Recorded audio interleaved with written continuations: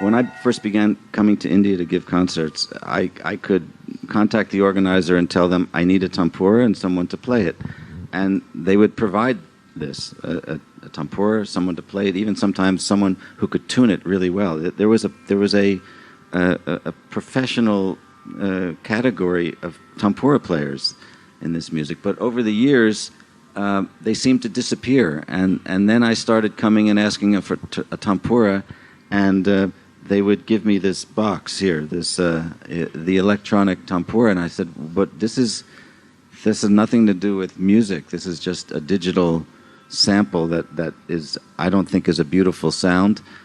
And but they said, but we don't have a tampura anymore, and I got frustrated because I felt, and Kansab always played with tampura in his concerts. It was very important to tune it perfectly, and it just provided that sound, that atmosphere. So I thought, what to do? There must be a way. And then I was looking at my tampura one day, and suddenly I started imagining a disc rotating above the tampura with fingers, finger-like things attached to it, plucking the strings, because I thought, a tampura, there's no creativity in playing the tampura. What we want is regularity. And why can't a machine do that? If we can send a man to the moon, why can't we make a machine to play the tampura? So I had somebody who was helping me with some of my instrument work, and I said, I have this idea. You think we can do it? He said, sure. And so we started out, and we had to find a motor. We had to find plectrums, a way to have it sit, and this is the result. I can show it to you if you like. It's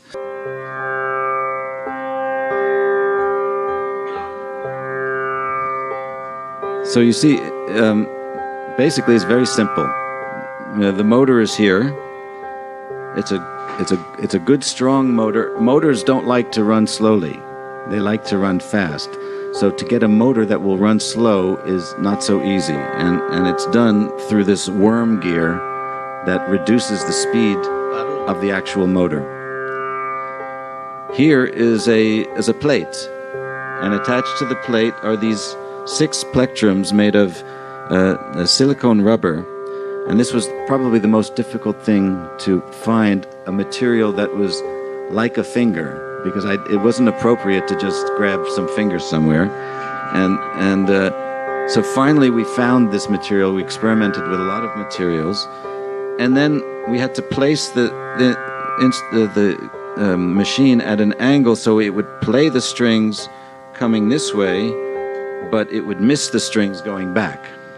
So it was easy, just an angle. And then I had some doubting Thomases here also, and Daniel Bradley, he said, Ken, it won't work. The strings of the tampura go like this because the bridge is curved on a tampura.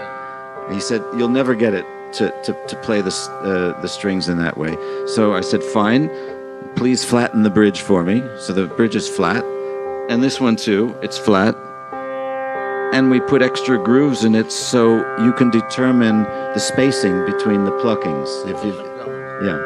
So you have it here. It's all 4 legs are individually adjustable just by turning them. There's a thread in here so that you can get it just right here. Because if it's not just right, a millimeter can mean the difference between a beautiful sound and an ugly sound and no sound at all.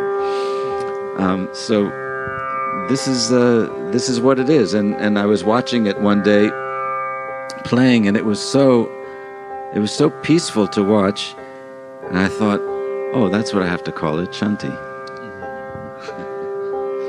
So I like to think of this as a combination of American ingenuity, Indian tradition, and Swiss engineering.